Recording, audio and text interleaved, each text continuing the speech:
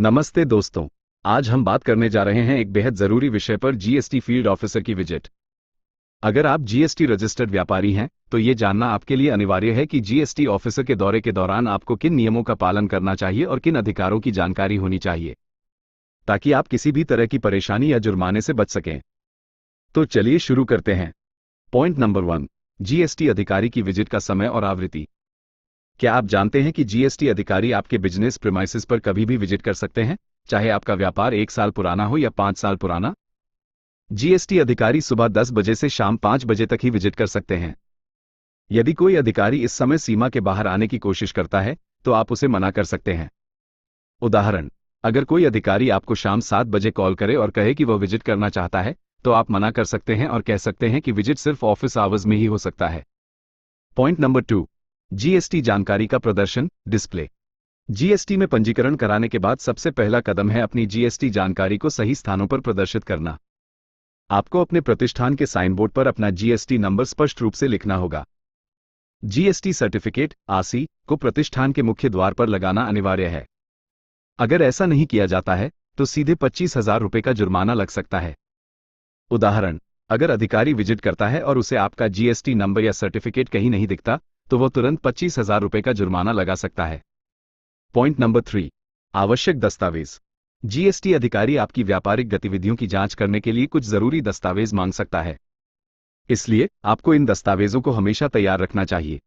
Cell invoice, सभी बिक्री की रसीदों की पूरी फाइल रखें। परचेज इनवॉइस, कंपोजिशन डीलर्स के लिए भी खरीद की रसीदें रखना अनिवार्य है।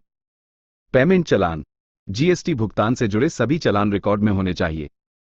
रजिस्टर्ड ऑफिस का प्रमाण, किराए की जगह है तो हर साल रेंट एग्रीमेंट अपडेट करें। बिजली का बिल भी पते के प्रमाण के रूप में मान्य होता है। पॉइंट नंबर 4, स्टॉक निरीक्षण, स्टॉक इंस्पेक्शन। जीएसटी अधिकारी आपके स्टॉक की गिनती कर सकता है और उसे आपके बिक्री व खरीद रिकॉर्ड से मिलान कर सकता है। यदि आपके रिकॉर्ड में और आपके पास उपलब्ध स्टॉक में अंतर पाया गया तो अधिकारी इसे अघोषित बिक्री का मामला मान सकता है। ऐसे मामलों में आपको स्पष्टीकरण देना होगा, अन्यथा आपको नोटिस मिल सकता है।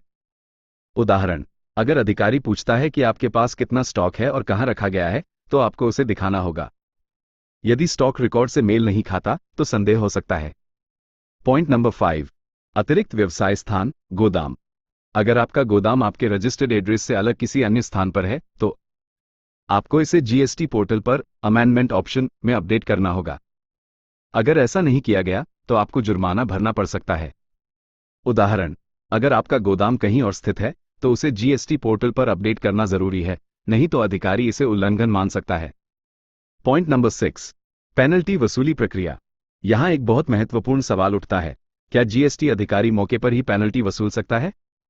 उत्तर है नहीं। अधिकारी तुरंत पेनल्टी की मांग नहीं कर सकता। वो DRC 03 नोटिस या शो कॉज नोटिस जारी कर सकता है जो जीएसटी पोर्टल पर दिखेगा। व्यापारी के पास 1 सप्ताह से 15 दिन का समय होता है अपने बचाव में जवाब देने के लिए। उदाहरण, अगर अधिकारी कहे कि तुरंत 25,000 रुपये निकालो तो आपको यह जानना चाहिए कि वह ऐसा नहीं कर सकता। पेनल्टी की प्रक्रिया के तहत आपको नोटिस मिलेगा और समय दिया जाएगा। पॉइंट नंबर 7, आम सुझाव, जनरल एडवाइस। जीएसटी अधिकारी के निरीक्षण से घबराने की जरूरत नहीं है, इसे एक सामान्य प्रक्रिया की तरह लें। हमेशा सही रिकॉर्ड मेंटेन करें। किसी भी गलती पर शांत रहें और औपचारिक तरीके से समाधान निकालें। बिना सोचे समझे कोई भी अतिरिक्त दस्तावेज ना दें। यदि कोई गलती हो भी जाती है तो उसे कानूनी रूप से ठीक करें, घूस देकर तुरंत निपटाने की कोशिश न करें। निष्कर्ष, जीएसटी फील्ड अधिकारी की विजिट का सामना करने के लिए व्यापारी को पूरी तरह से तैयार रहना चाहिए। अपने जीएसटी नंबर और सर्टिफिकेट को सही स्थान पर प्रदर्शित करें। जरूरी दस्तावेज हमेशा उपलब्ध रखें। किसी भी अधिकारी को गैर कार्य घंटों में विजिट की अनुमति न दें। स्टॉक की सही जानकारी रखें और बिना अपडेट किए हुए गोदाम न रखें। किसी भी स्थिति में घबराएं नहीं, बल्कि शांत दिमाग से कानूनी प्रक्रिया का पालन करें। डिस्क्लेमर, ये जानकारी केवल एक सामान्य गाइडलाइन के रूप में दी गई है। किसी भी विशिष्ट कानूनी सलाह के लिए एक योग्य कर विशेषज्ञ से परामर्श करें। अगर आपको ये जानकारी उपयोगी लगी हो तो वीडियो को लाइक और शेयर करें। धन्यवाद।